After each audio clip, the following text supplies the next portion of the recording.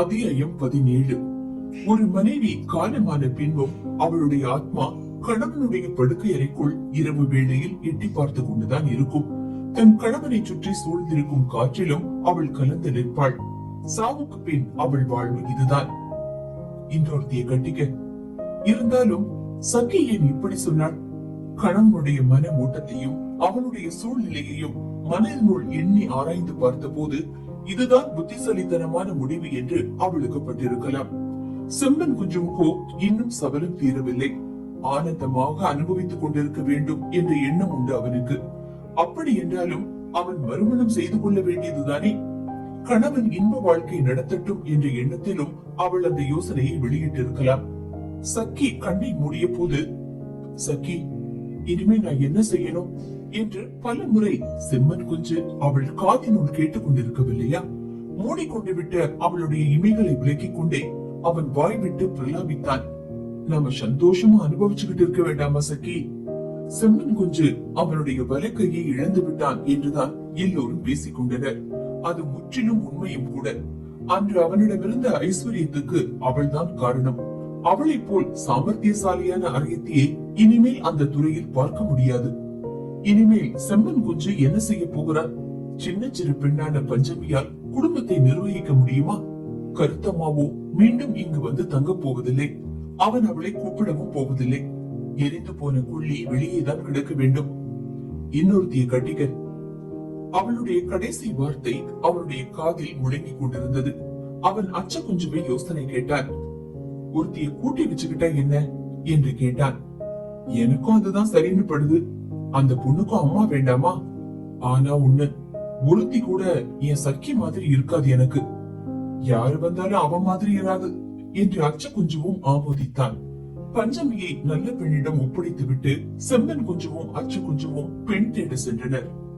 இந்த விஷயத்தில் அச்ச குஞ்சு செம்மன் குஞ்சுவிடம் உபதேசமாக சில விஷயங்கள் சொன்னார். செம்மன் குஞ்சு இப்போது பழைய நிலைமையில் இல்லை. இப்போது அவனுக்கு சொத்து சேர்ந்து விட்டது. ஊரில் நல்ல மதிப்பு மிகுகிறது.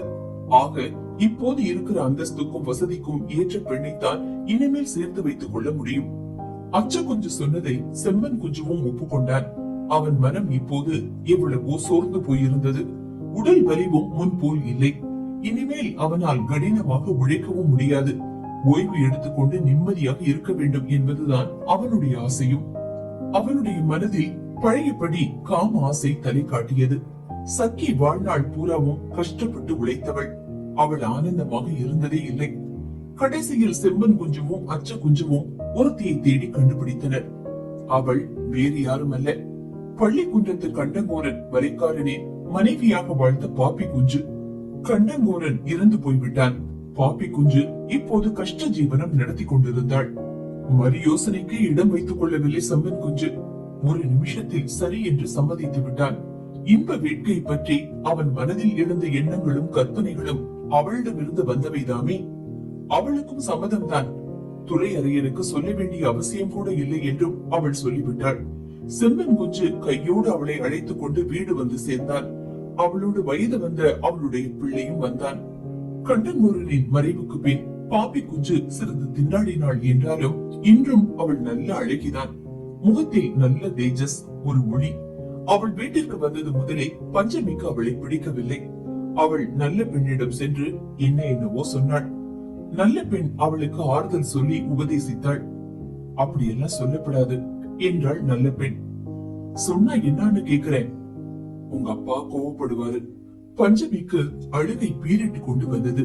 மனதில் எதையெல்லாம் எண்ணிக்கொண்டு அழுதாளோ அவள். யாரால் சொல்ல முடியும்? தனது பழைய வீட்டை எண்ணி வாழ்நாளில் முதல் தடவையாக செம்மன் குஞ்சு வைக்கப்பட்டான்.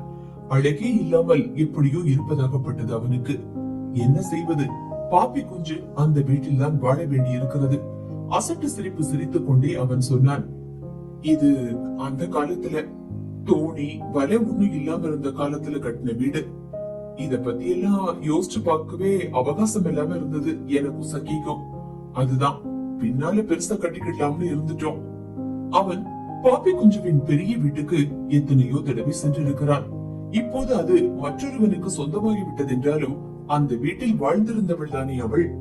சொந்தமாக மனை ஒன்று வாங்கி அதில் புது வீடு கட்ட வேண்டும் என்று தீர்மானித்தான் செம்மன் குஞ்சு. அதை அவன் பாப்பி குஞ்சுவிடம் சொல்லவும் செய்தான். இன்னொருத்திய கட்டிக்க என்று அவனை பார்த்து ஆணையிட்டு சென்ற அன்புருவமான அவன் மனைவி சக்கி இந்த புதிய மனைவியை விரும்புவாளா என்பதை அறிந்து கொள்ள துடித்தான். அவன் பதிலை எதிர்பார்த்து அவன் அங்கும் இங்கும் திரும்பி பார்த்து கொண்டிருந்தான். அவனுடைய சக்கி அப்போதும் அதே இடத்தில் இருந்து கொண்டிருக்கிறாள் என்பதில் அவனுக்கு சிறிதும் சந்தேகம் இல்லை. நல்ல பெண் வீட்டில் உட்கார்ந்து அழுது கொண்டிருந்த பஞ்சமியை செம்மன் குஞ்சு தன் வீட்டுக்கு அழைத்தான். அவளுக்கு அன்பே உருவான சிற்றன்னையை தேடிக்கொண்டு வந்திருக்கிறான் அவன். அவளை பார்க்க வேண்டாமா பஞ்சமி? நல்ல பெண் பஞ்சமியிடம் சொன்னாள். போமா. கண்ணீர் விட்டுக் கொண்டே பஞ்சமி பதில் சொன்னாள். நான் போக மாட்டேன், வேணும்னா நானும் கூட வரேன். பஞ்சமியின் முகத்தை புடவை தலைப்பால் துடைத்தாள் நல்ல பெண். அழக்கூடாது என்று கண்டிக்கும் தோரணையில் சொன்னாள். அவளுடைய கையை பிடித்து அழைத்து சென்றாள் நல்ல பெண். பாப்பி குஞ்சு பஞ்சமியை கூர்மையாக பார்த்து கொண்டே கேட்டாள். ஏமா அழற? செம்மன் குஞ்சுதான் பதில் சொன்னான். சின்ன வயசுதானே அவ, அம்மாவை நினைச்சுக்கிட்டு அழறா. மகளை தனது உடம்போடு அணைத்துக் கொண்டே செம்மன் குஞ்சு சொன்னான். நல்ல சித்தி, பாரு, இங்க பாரு, அழாத. போதிய சமாதானம் அவளுக்கு ஏற்பட வேண்டும் என்றால் இன்னும் அவன் என்னென்னவோ சொல்லி இருக்க வேண்டும். உன் அம்மா ஆணையிட்டு சொன்னதன் பேரில் தான் அவளை அழைத்துக் கொண்டு வந்திருக்கிறேன் என்றும் சொல்லலாம். முக்கிய நோக்கமே உன்னை கவனித்துக் கொள்ள ஒருத்தி வேண்டும் என்பதுதான் என்று கூடவே சேர்த்து சொல்லலாம்.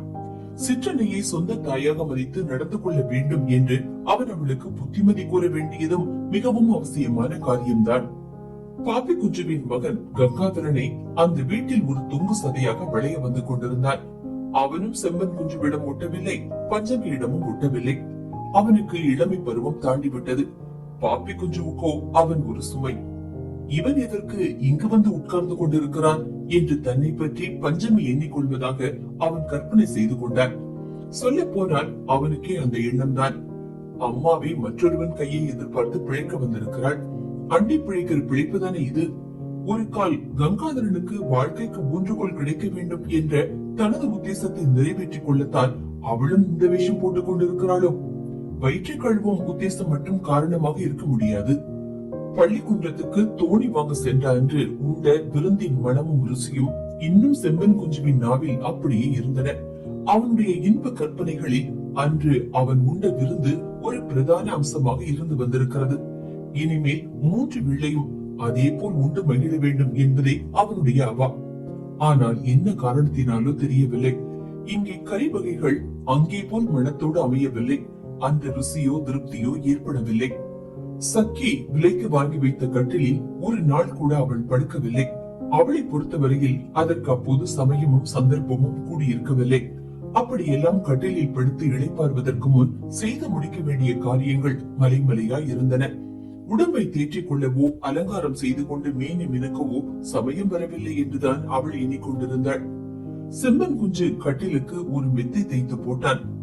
அன்று அவன் பள்ளிக்குன்றத்தில் பார்த்தானே, அதே போல் ஒரு அழகான மெத்தை. ஆனால் இத்தனை தயாரிப்புகளும் முடிந்த போது அவன் கண்களுக்கு பாப்பி குஞ்சு நாளுக்கு நாள் தேய்ந்து சோர்வடைவதாக பட்டது. கடற்கரை காற்று பொன் மேனியையும் மங்க வைத்து விடும் போல் இருக்கிறது. பாப்பி குஞ்சு பழைய தடதளப்பையும் மெருகையும் இழந்து விட்டாள் என்று அவனுக்கு தோன்றியது. முன்னொரு சமயம் அவன் பள்ளிக்குன்றத்து வீட்டில் ஒரு காட்சியை கண்டு வெட்கி போகவில்லையா? அதை சுவிஸ்தாரமாக சக்கியிடம் சொல்லி மகிழவில்லையா? அந்த காட்சியை மீண்டும் கற்பனை செய்து மனதில் நிறுத்தி கொண்டார். அவன் உள்ளத்தில் காம வேட்கை கிளறிவிட்டதே அந்த காட்சிதான். இரவு பாப்பி குஞ்சு அறைக்குள் நுழைந்த போது பின்னால் அவனும் சென்றான். அவர்கள் முத்தமிட்டுக் கொண்டனர். ஆனால் அதில் பழைய ஆவேசம் இல்லை. ஆவேசத்துடன் முத்தமிடவும் அவனால் முடியவில்லை. இறுக்கி தழுவ வலுவில்லை இருவருடைய கரங்களுக்கும். அவனுடைய செயற்கைத்தனமான சேஷ்டைகளின் போது கூட சத் என்ற ஒலிதான் அவன் வாயிலிருந்து வெளிவந்தது. அதே போல் அவளும் வேறு ஏதோ ஒரு பெயரை முணுமுணுத்துக் கொண்டாள். ஒரு கால் அவள் கண்ணங்கோரனை செல்லமாக அழைத்து வந்த பெயராக இருந்திருக்கலாம் அது. எனினும் இப்போது அவர்களால் ஒருவரோடு மற்றவர் இணைந்து ஒரே உயிராக ஆகிவிட முடியவில்லை. அவர்கள் 2 பேருக்கும் மத்தியில் சதா 2 பேர் நின்று கொண்டிருந்தனர். சக்கியும் கண்ணங்கோரன் வேலைக்காரனும். செம்மங்குஞ்சுவின் மன ஓட்டமும் பாப்பி குஞ்சுவின் மன ஓட்டமும் 2 விதமாக இருந்தன. ஒரு சமயம் சிறு பிராயத்திலேயே அவர்கள் இருவரும் ஒன்றுபட்டிருந்தால் உறவு முறை சீராக இருந்திருக்குமோ என்னமோ. சிரிப்பதும் விளையாடுவதும் கூட அவர்களுக்கு ஆயாசத்தை தருகின்ற காரியங்களாகவே இருந்தன. அவர்கள் சிரிக்கத்தான் சிரித்தார்கள். அது முகத்தில் ஒளியின்றி சிரித்த விருப்பு சிரிப்பு. வலிந்து கட்டிக்கொண்டு அவர்கள் விளையாட்டு பேச்சு பேசுவதும் உண்டு. திருமணம் முடிந்த பின்னர் புது வாழ்வுக்கு எப்போதுமே ஒரு அழகுண்டு. ஆனால் செம்மன் குஞ்சுவுக்கு கிடைத்தது எரிச்சல் ஒன்றுதான். அவனுடைய அறிவுக்கு எட்டாத, வார்த்தைகளால் விண்டு கூற முடியாத கவலை எப்போதும் அவன் மனதை அரித்துக் கொண்டிருந்தது. வேலையில் ஈடுபடாமல் வீட்டோடு சோம்பி இருக்கவும் அவனால் முடியவில்லை. அப்படி இருந்து பழக்கமானவன் அல்ல அவன். செம்மன் குஞ்சு தோளில் கருப்பு கரை போட்ட மேல் வேட்டியை தூக்கி போட்டுக்கொண்டு அறையில் மல் வேட்டியுடன் தோணி கரை வந்து சேரும் போது கடற்கரையில் நின்று கொண்டிருப்பான். தோணி வந்து சேர்ந்ததும் சரக்கை விற்பனை செய்வான். வலைக்காரன் கண்டங்கோரனும் இப்படித்தானே செய்து கொண்டிருந்தான். ஆனால் பழைய செம்மன் குஞ்சு மேற்கொண்டிருந்த வழக்கம் இதுவா? சக்கி கண்ணை முடியதும் வாழ்க்கையில் மேலும் மேலும் முன்னேறி செல்ல வேண்டும் என்ற ஆசையும் அடியோடு அழிந்து போய்விட்டதா? இப்போது பள்ளிக்குன்றத்து கண்டங்கோரனாக மாறிக்கொண்டிருந்தான் செம்மன் குஞ்சு. உடல் உழைப்பில் ஈடுபடாமல் இருந்தும் கூட செம்மன் குஞ்சுவின் உடல் தேறிவிடவில்லை. உடம்பு சற்று சிவந்தது. அதுவும் ஒரு வெளிரி போன அசட்டு சிவப்பு. ஒரு நாள் செம்மன் குஞ்சு பாப்பி குஞ்சுவிடம் சொன்னார், இப்போதெல்லாம் பங்கு ரொம்ப குறைவா தான் கிடைக்குது. பாப்பி குஞ்சு அதை பற்றி ஒன்றும் சொல்லவில்லை. இது போன்ற விஷயங்களில் அவன் என்றுமே அக்கறை செலுத்தாமல் இருந்திருக்கலாம். அவனிடம் அந்த வழக்கம் எல்லாம் கிடையாது என்றுதான் சொல்ல வேண்டும். முந்தியெல்லாம் எனக்கு பங்கு இவ்வளவா கிடைச்சுக்கிட்டு இருந்தது. தோணிக்கு தனி, வலைக்கு தனி, சுக்காளுக்கு தனின்னு 3 பங்கு வாங்கிக்கிட்டு இருந்தேன். அதுலயும் ஏன் தோணிக்கு மத்த தோணி எல்லாம் விட 2 பங்கு அதிகமா மீன் கிடைக்கும். முற்றிலும் உண்மையான அந்த விஷயத்தை சொன்ன போதும் செம்மன் குஞ்சுவின் முகத்தில் அசடு வழியத்தான் செய்தது. அவன் மீண்டும் சொன்னான், கிடைக்கிறது எல்லாம் அப்படியே என் சக்கி கையில கொடுத்துட்டேனா உன்ன 9 ஆக்கி விடுவாவா? இப்படி சொல்லிவிட்டு சக்கி என்ன முயற்சிகளில் ஈடுபட்டு பணம் சேர்த்தாள் என்பதையும் விரிவாக சொல்ல ஆரம்பித்தான். இதை கேட்டுக்கொண்டிருந்த பாப்பி குஞ்சுவின் முகம் வாட்டமுற்றது. சட்டென்று அவன் சொன்னான், நான் அப்படியெல்லாம் நீயும் செய்யணும்னு சொல்லல. சக்கி சின்ன வயசுல இருந்தே அந்த மாதிரி பழகிக்கிட்டா, அவ்வளவுதான். இருந்தாலும் பாப்பி குஞ்சு அவ்வாறெல்லாம் தன்னாலும் செய்ய முடியாமல் இருப்பதை எண்ணி வருந்துவதாக செம்மன் குஞ்சுவுக்கு தோன்றியது. அங்கு இருக்கிற ஒவ்வொரு பொருளும், இரவில் அவர்கள் படுத்துக் கொள்கிற கட்டில் உட்பட அத்தனை பொருளும் சக்கியினுடைய உழைப்பின் பலன்தான். கங்காதரனோ பாப்பி குஞ்சுவை ஓயாமல் எச்சரித்துக் கொண்டிருந்தான். விரைவில் அவனுக்கு ஒரு வழி வகுத்து கொடுப்பதாக பாப்பி குஞ்சு சொல்லி இருந்தாள். ஆனால் காரியம் கைகூடவில்லை. கூடிய விரைவில் அவனை அனுப்பி வைக்க வேண்டும் என்பதே அவளுடைய உத்தேசம். அவன் சொன்னான், அந்த பொண்ணு முழிச்சு பாக்கத பார்த்தாலே பயமா இருக்குது எனக்கு. அவ ஏதாவது வாயில வந்தபடி பேசப்படுவா போல இருக்கு. அதுக்குள்ளார இந்த வீட்டை விட்டு போயிடணும். அவனுக்கு பணம் கொடுத்து அனுப்பி வைக்க வேண்டும். எப்படி அதை நிறைவேற்றுவது? வீட்டில் பணம் இல்லை என்பது பாப்பி குஞ்சுவுக்கு தெரியும். கேட்பதற்கும் மனசு கஷ்டமாக இருந்தது. பஞ்சமி புதிய தந்திரம் ஒன்றை பிரயோகிக்க ஆரம்பித்து விட்டாள். இப்போதெல்லாம் அவள் செம்மன் குஞ்சுவின் நீங்கா நிழலாக அவனை சுற்றி சுற்றி வந்து கொண்டிருந்தாள். பாப்பி குஞ்சுவை செம்மன் குஞ்சுவின் பக்கத்தில் அண்டு விட மாட்டாள். அவளை பிரிப்பதற்கு பாப்பி குஞ்சு முயலவும் இல்லை. பாப்பி குஞ்சு நல்ல நிலைமையில் வாழ்ந்திருந்தவள். வாழ்வு பாதை அடித்துக் கொண்ட போது வயிற்றை கழுவுவதற்கு அவள் மேற்கொண்ட மார்க்கம்தான் அவளை செம்மன் குஞ்சுவோடு இணைத்து விட்டது. பாப்பி குஞ்சு அந்த வீட்டுக்கு வந்து சேர்ந்த கதை இதுதான். வாழ்க்கை இன்பத்தில் திருப்தி காணாததாலும் இன்னும் ஒரு ஆடவனுடன் கூடி வாழ வேண்டும் என்ற வேட்கையினாலோ அவள் செம்மன் குஞ்சுவை கணவனாக ஏற்றுக்கொண்டு விடவில்லை. குறை வாழ்க்கையையும் வாழ்ந்து தீர்க்க வழிவகை இருந்திருந்தால் அவள் இந்த வேஷம் போட்டுக் கொண்டிருக்க மாட்டாள். இப்போது மனைவி வேஷம் போட்டுக்கொண்டு ஆடி தீர்க்க வேண்டியதாக இருக்கிறது. மிகவும் முயன்று அவள் தன்னை ஒரு மனைவியாக எண்ணிக்கொண்டு அதற்கேற்றால் போல் நடந்து கொள்ளவும் முயன்றாள். இருந்தாலும் பாப்பி குஞ்சுவுக்கு தன்னை காப்பாற்றும் செம்மன் குஞ்சுவிடம் பக்தி விசுவாசம் உண்டு. அவள் அந்த வீட்டில் தன் உரிமைகள் எதையும் நிலைநாட்ட முயலவில்லை. எந்த விஷயத்தையும் பிடித்துக் கொண்டும் அவள் நிர்பந்தமோ பிடிவாதமோ செய்யவில்லை. செம்மன் குஞ்சுவின் சொல்லுக்கு அடங்கி கீழ்ப்படிவதே அவளுடைய வழியாக இருந்தது. சக்கி என்னவோ நிறைய பணம் சேர்த்தாள். அவள் போல் தானும் செய்து கணவனுக்கு உதவ முடியவில்லையே என்ற வருத்தமும் அவளுக்கு உள்ளூர இருந்திருக்கலாம். செம்மன் குஞ்சு அதையெல்லாம் அவளிடம் எதிர்பார்க்கவில்லை என்றாலும் தான் அப்படி செய்ய வேண்டும் என்ற ஆசை அவளுக்கு இருந்திருக்க கூடாதா? சொல்ல போனால் இவளை போன்ற ஒருத்தியை மணந்து கொள்ளவா சக்கி ஆணையிட்டாள்? அப்படி இராது, அதில் சந்தேகம் இல்லை. தன்னை போன்ற ஒருத்தியை செம்மன் குஞ்சு மணந்து கொள்ள வேண்டும் என்பதே அவளுடைய அபிலாஷையாக இருந்திருக்கும். தான் அஸ்திவாரம் போட்டு கட்டி எழுப்பிய குடும்பம் மேலும் விருத்தி அடையும்படி செய்யக்கூடியவள் வர வேண்டும் என்றுதான் அவள் ஆசைப்பட்டிருப்பாள். அதே சமயம் அவள் தன் கணவனை பேணி காக்கக்கூடியவளாகவும் இருக்க வேண்டும். பஞ்சமி ரொம்பவும் பொல்லாத பெண்ணாகி விட்டாள். அவள் சிற்றன்னையை சிறிதும் நிச்சயம் செய்வது கிடையாது. கங்காதரனை கண்டாலோ முகத்தை சுழிப்பாள். அவனும் அவனுடைய தாயாரும் அவசியம் இல்லாமல் தன் வீட்டிற்குள் வந்து புகுந்து கொண்டிருக்கிறார்கள் என்பதுதான் அவளுடைய நினைப்பு. ஒரு நாள் பாப்பி குஞ்சு நடந்து சென்று கொண்டிருந்த போது பின்னால் நின்று அவள் நடப்பது போலவே பாவனை காட்டி கேலி செய்தாள் பஞ்சமி. சட்டென்று பின்பக்கம் திரும்பி பார்த்த பாப்பி குஞ்சு இதை கண்டு கொண்டு விட்டாள். அதே சமயம் நல்ல பெண் அவளுடைய வீட்டு வாசலில் நின்றவாறு பஞ்சமியை நோக்கி நகைத்துக் கொண்டிருப்பதையும் பாப்பி குஞ்சு கவனித்தாள். அன்று பாப்பி குஞ்சு கண்ணீர் விட்டு அழுதாள். செம்மன் குஞ்சு வீட்டை அடைந்த போது பாப்பி குஞ்சு இந்த விஷயத்தை அவனிடம் சொன்னாள். இந்த பெண்ணை ஜாக்கிரதையா வளர்த்தனும், அவ்வளவுதான் சொல்வேன் என்றாள் பாப்பி குஞ்சு.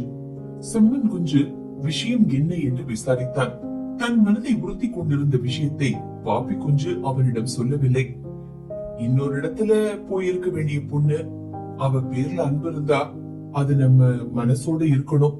வர வர ரொம்ப துஷ்ட பொண்ணா மாறிக்கிட்டு இருக்காவா. விஷயத்தை விட்டு சொல்லும்படி தூண்டி கேட்டான் செம்மன் குஞ்சு. பஞ்சமி அவனுடைய பெண். அவளை பற்றி குறை கூறினால் அவனுக்கு பிடிக்குமோ என்ற சந்தேகம் பாப்பி குஞ்சுவுக்கு.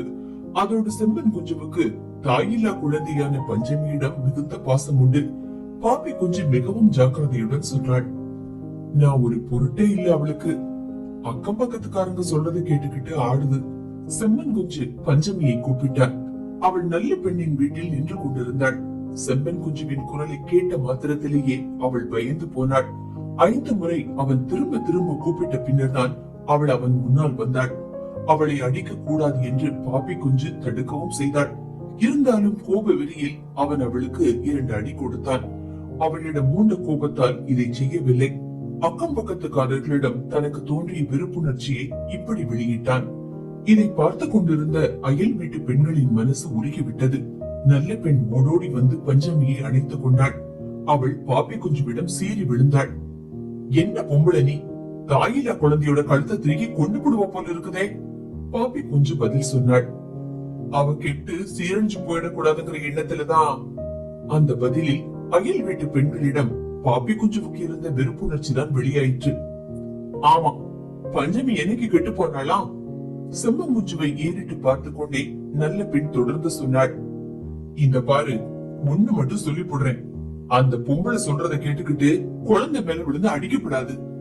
பாப்பி குஞ்சு நல்ல பெண்ணை பார்த்து கூப்பாடு போட்டு சொன்னாள். நீ எதுக்கு இந்த விஷயத்துல தலைய போடுற? நீ இன்னைக்கு ஆனந்தமா அனுபவிச்சுக்கிட்டு இருக்கிய சொத்து. அது சேர்த்து வச்ச மாராசி குழந்தையை என் கையில ஒப்படைச்சிட்டு தான் கண்ணை மூடினா. ஞாபகம் வச்சுக்கோ.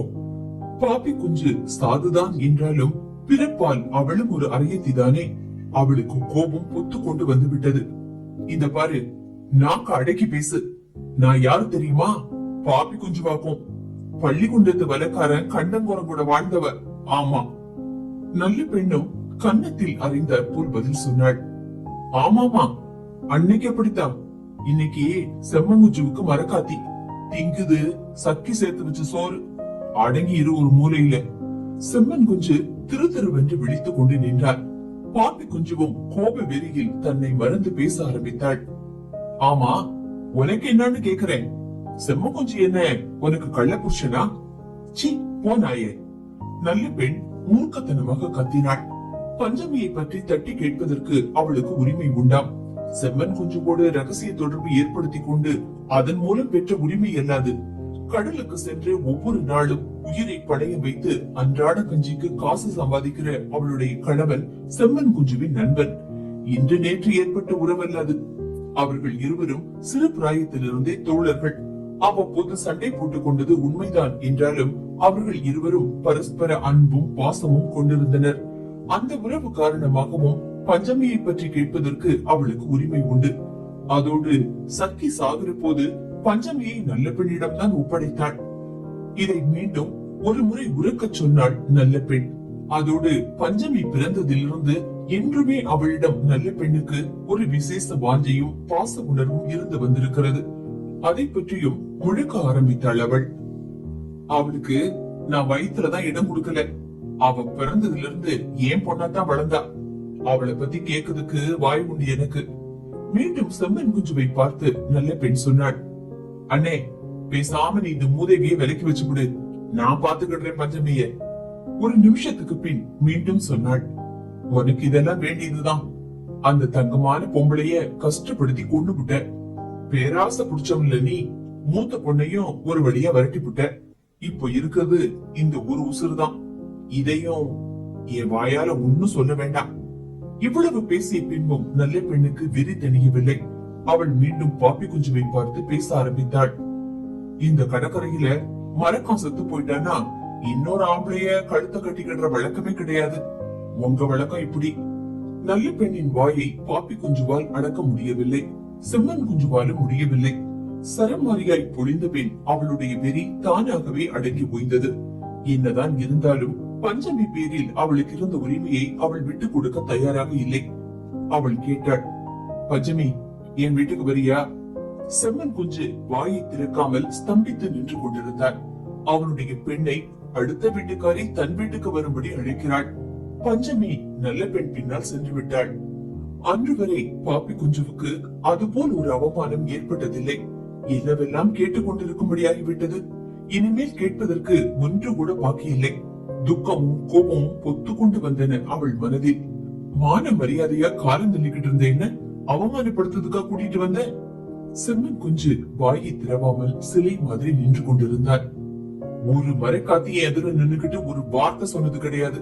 நான் பொன்னாடித்துறை அரையன் குடும்பத்துல பிறந்தவ.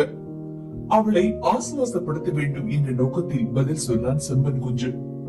இங்க இருக்கிறதெல்லாம் சுத்த கழுதைகள். ஒன்னும் தெரியாது, இப்படித்தான் இருக்கும். இருந்தாலும் அவ பேச பேச வாயை திறந்து ஒரு வார்த்தை பதில் பேசாம நின்னுகிட்டு இருந்தியே, நான் என்ன பதில் சொல்ல முடியும்? பல்லை கடித்தவாறு பாப்பி குஞ்சு முகத்தை கோணிக்கொண்டு சொன்னாள், நான் என்ன பதில் சொல்ல முடியும்? எல்லாம் என் தலை விதி. ராஜா மாதிரி ஒரு ஆம்பளை கூட இருந்தனா. பாப்பி குஞ்சுவை நல்ல பெண் திட்டியதற்கு செம்மன் குஞ்சு ஆறுதல் கூறும்படி ஆகிவிட்டது. அவளுடைய கோபம் சட்டென்று பஞ்சமியிடம் திரும்பிற்று. செல்ல பொண்ணு கூப்பிட்டுதான் அவ பின்னால போயிட்டுதே என்றாள் பாப்பி குஞ்சு. செம்மன் குஞ்சு பதில் சொன்னான், அவங்க ரெண்டு பேரையும் நல்ல பெண்ணும் மத்தவங்களும் தான் வளர்த்தினாங்க. தாங்க முடியாத கோபத்துடன் சாபம் விடுவது போல் சொன்னாள் பாப்பி குஞ்சு. இவளும் அவ அக்கா மாதிரி சீரழிஞ்சு போகட்டும். செம்மன் குஞ்சுவுக்கு தூக்கி வாரி போட்டது. எவ்வளவு நிஷ்டூரமாக பேசுகிறாள். மூத்த மகளுடன் அவனுக்கு எந்தவித தொடர்பும் இல்லை என்று ஆகிவிட்டது. இருப்பதெல்லாம் பஞ்சமி ஒருத்திதான். அவளும் அவனுக்கு சொந்தமில்லாமல் ஆகிவிடுவாளா? பாப்பி குஞ்சு இதோடு பேச்சை நிறுத்தி கொண்டிருந்தால் எவ்வளவோ நன்றாக இருந்திருக்கும். அவள் மனதை ஒரு விஷயம் துளைத்துக் கொண்டிருந்தது. அதை சொல்லாதவரை மண்டை வெடித்துவிடும் என்று எண்ணினாள். இவளும் அவ அக்கா மாதிரிதான். அக்கா மாதிரி இவளும் எந்த துலுக்கப்பைய கழுத்தியாவது கட்டிக்கிட்டு இந்த கடற்கரையில அலைஞ்சுகிட்டு இருப்பா. செம்மன் குஞ்சுவின் தலைக்குள் மின்னல் வெட்டியது. கேட்டு தெரிந்து கொள்ள ஒன்றுமில்லை. துலுக்கனை கட்டி கொண்டு அலைந்து தெரிந்தாளாம். விஷயம் மிகவும் தெளிவாக புரிந்து விட்டது அவனுக்கு. ஒரு கணப்பொழுதில் அடி முதல் முடி வரை அத்தனை விஷயங்களும் தெளிவாக புரிந்து விட்டன. அவள் அவள் சகியும் அதற்கு உடந்தையாக இருந்திருப்பாளோ? அதை மட்டும் கேட்டு தெரிந்து கொள்ள வேண்டும். செம்மன் குஞ்சுவுக்கு புத்தி கலங்கி விட்டது. அவன் நல்ல பெண்ணின் வீட்டுக்கு ஓடினார். பஞ்சமியை நல்ல பெண்ணின் வழியில் இருந்து செங்கூக்காக தூக்கி எடுத்து கீழே தள்ளி களியால் அடித்தான். துலுக்கப்பைய பின்னால போவியா என்று மீண்டும் மீண்டும் கேட்டுக்கொண்டே அவளை பயங்கரமாக தாக்கினார். நல்ல பெண் ஒன்றுமே புரியாமல் வாயை பிளந்தபடி நின்று கொண்டிருந்தாள். பஞ்சமி ஐயோ அம்மா என்று அலறினாள். துலுக்க பின்னால போவியா? சொல்லு சொல்லு என்று கேட்டுக்கொண்டே இடைவிடாமல் அடித்துக் கொண்டிருந்தான் செம்மன் குஞ்சு. தாங்க முடியாமல் ஆனதும் பஞ்சமி வாயை விட்டு கத்தினாள். துலுக்க பின்னால போக மாட்டேப்பா, போக மாட்டேன். பாவம் பஞ்சமி. அவள் என்ன செய்வாள்? தான் என்ன சொன்னோம் என்பது அவளுக்கு தெரியாது. அவளுக்கு ஏதாவது புரிந்திருக்குமா? ஒரு சமயம் புரிந்தும் இருக்கலாம். கடற்கரையில் நடந்த கூத்தை எல்லாம் கண்ணால் பார்த்தவள் தானே அவள். அவளை வீட்டுக்கு விரட்டினான் செம்மன் குஞ்சு. அன்று சக்கியை புதைத்திருந்த இடத்தை செம்மன் கொஞ்சம் தோண்டிக் கொண்டிருப்பதை சிலர் கண்டனர். அவனுக்கு என்ன உத்தேசமோ அவளிடமே கேட்டுவிட வேண்டும் என்பதற்கா